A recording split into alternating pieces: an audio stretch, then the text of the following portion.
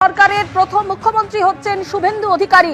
বিশ্ব বাংলা কনভেনশন সেন্টারে শুভেন্দু অধিকারীর নাম মুখ্যমন্ত্রী হিসেবে প্রস্তাব দেন অমিত শাহ। কেন্দ্রীয় স্বরাষ্ট্রমন্ত্রী অমিত শাহ তিনি শুভেন্দু অধিকারীর নাম মুখ্যমন্ত্রী হিসেবে ঘোষণা করেন। জয়ী বিধায়কদের সঙ্গে বৈঠকে ঘোষণা করলেন মুখ্যমন্ত্রী হিসেবে শুভেন্দু অধিকারীর নাম কেন্দ্রীয় স্বরাষ্ট্রমন্ত্রী অমিত শাহ। আরো একবার আপনাদের জানাই, এই মুহূর্তের বড় খবর, প্রথম বিজেপি সরকারের মুখ্যমন্ত্রী হচ্ছেন শুভেন্দু অধিকারী।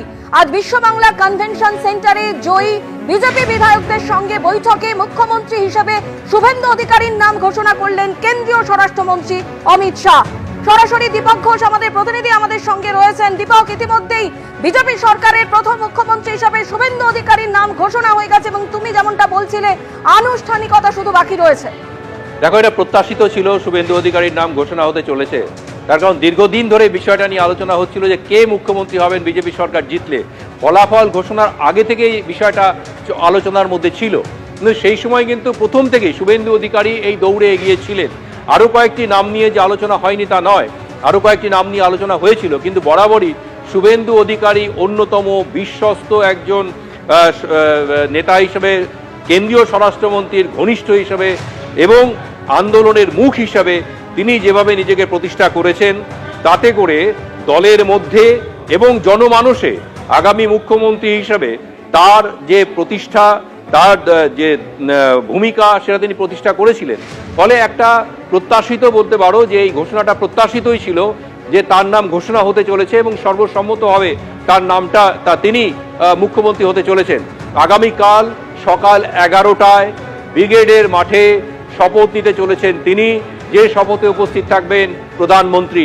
এবং তুমি জানো যে পশ্চিমবঙ্গের এই নির্বাচন জয় বিজেপির জন্যে একটা আলাদা ভূমিকা রাখে, এই জয় একটা স্বতন্ত্র ভূমিকা রাখে। তার কারণ এই যে বিজেপি দীর্ঘদিন ধরেই তারা বলছিল যে দেশের বিভিন্ন প্রান্তগুলো তারা দখল করে নিয়েছে, তারা জয় করে নিয়েছে, তাদের মানুষের সমর্থন পেয়েছে, কিন্তু একমাত্র এই রাজ্যের মানুষকে সমর্থন পেয়ে তারা সরকার গঠন করতে পারেনি। অথচ তাদের দলটাকে যিনি প্রতিষ্ঠা করেছিলেন তিনি এই মাটির সন্তান এবং তিনি এই মাটি থেকেই বড় হয়েছেন, এই মাটিতেই রাজনীতি করেছেন। যিনি এই মাটির সন্তান, যার হাত দিয়ে, শ্যামাপ্রসাদ মুখোপাধ্যায়ের হাত দিয়ে পার্টি গঠন করা হলো, সেই পার্টি দেশের অন্যত্র প্রভাব বিস্তার করলো, জয়লাভ করলো, একমাত্র তাকে তার মাটিতে জয়লাভ করা গেল না। তারা বলেছিলেন যে এইবার শ্যামাপ্রসাদের মাটিতে শ্যামাপ্রসাদের সরকার তৈরি হবে, এটা ছিল বিজেপির স্লোগান। অর্থাৎ শ্যামাপ্রসাদ মুখার্জির প্রতি এটা তাদের শ্রদ্ধার্ঘ। এটা বলতে পারো বিজেপির জন্যে একটা মানসিক জয়, একটা বড় উলম্ফন বলতে পারো তাদের রাজনীতির মধ্যে। তার কারণ তারা শ্যামাপ্রসাদ মুখার্জির মাটিকে শেষ পর্যন্ত জয় করতে পেরেছেন। এটা তাদের একটা বিরাট মানসিক জয় এবং দীর্ঘদিন ধরে সেই প্রয়াসটা তাদের ছিল, সেই প্রয়াসটা ছিল এবং সেটা সফল হয়েছে। সেই সাফল্য উদযাপন করতে নজিরবিহীনভাবে সেই সাফল্য উদযাপন করা হবে আগামীকাল। তার কারণ প্রধানমন্ত্রী শুধু নিজেই থাকছেন না, বিজেপি শাসিত যে 20টি রাজ্য রয়েছে, যেখানে সরাসরি বিজেপি ক্ষমতায় রয়েছে, কিছু রাজ্যে জোট বেঁধে ক্ষমতায় রয়েছে, সেই রাজ্যগুলির মুখ্যমন্ত্রীদের আমন্ত্রণ জানানো হয়েছে আগামীকালের শপথ গ্রহণ অনুষ্ঠানে হাজির থাকার জন্যে।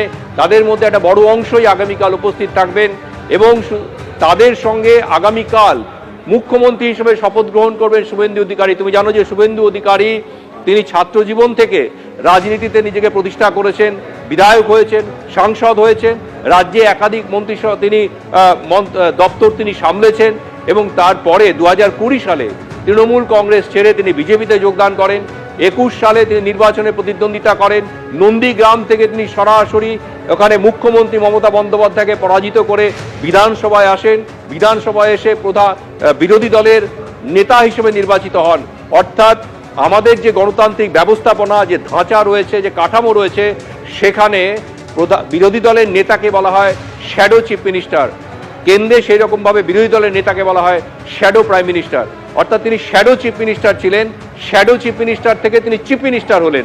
এই 5টা বছর তিনি বিধানসভার মধ্যে দলকে নেতৃত্ব দিয়েছেন। এবার আগামী দিনগুলোতে তিনি সরকারে দলকে নেতৃত্ব দেবেন, সরকারকে নেতৃত্ব দেবেন। অর্থাৎ তার ভূমিকা ধাপে ধাপে যেভাবে এগিয়েছে, প্রত্যেকটা ধাপ একেবারে হিসেব কষে পদক্ষেপ নিয়ে এগোনোর মতো। তিনি নন্দীগ্রামে লড়লেন, প্রথম বিজেপির টিকিটে নিয়ে প্রতিদ্বন্দ্বিতা করলেন নন্দীগ্রামে। প্রথমেই তিনি যাকে বলা হয় যে সরাসরি মহারথীকে ধরাশায়ী করলেন এবং মুখ্যমন্ত্রীকে হারিয়ে তোলপাড় ফেলে দিয়েছিলেন গোটা দেশে, শুধু পশ্চিমবঙ্গে নয়। মমতা বন্দ্যোপাধ্যায়কে পরবর্তীকালে উপনির্বাচনে জিতে বিধানসভায় আসতে হয়েছিল মুখ্যমন্ত্রী হিসেবে দায়িত্ব গ্রহণের জন্য, দায়িত্ব চালিয়ে যাবার জন্য। এবারের নির্বাচনে শুধু নন্দীগ্রাম ধরে রাখাই নয়, একই সঙ্গে তিনি চ্যালেঞ্জ হিসাবে মুখ্যমন্ত্রীর কেন্দ্র ভবানীপুরে এসে প্রতিদ্বন্দ্বিতা করেছেন, সেখানেও মুখ্যমন্ত্রীকে হারিয়েছেন। মমতা বন্দ্যোপাধ্যায়কে হারিয়ে এক ব্যক্তি নিজের জয়ী আসন, জয় করা আসন ধরে রাখার পাশাপাশি পাল্টা চ্যালেঞ্জ হিসাবে মুখ্যমন্ত্রী যিনি উপনির্বাচনে জিতে মুখ্যমন্ত্রী হয়েছিলেন তাকে আবার হারানোর জন্যে আবার তিনি ভবানীপুরে এসে দাঁড়ালেন, আবার তিনি মুখ্যমন্ত্রীকে হারালেন। যে ব্যক্তি বিধানসভায় শ্যাডো চিফ মিনিস্টার ছিলেন, দলকে নেতৃত্ব দিয়েছেন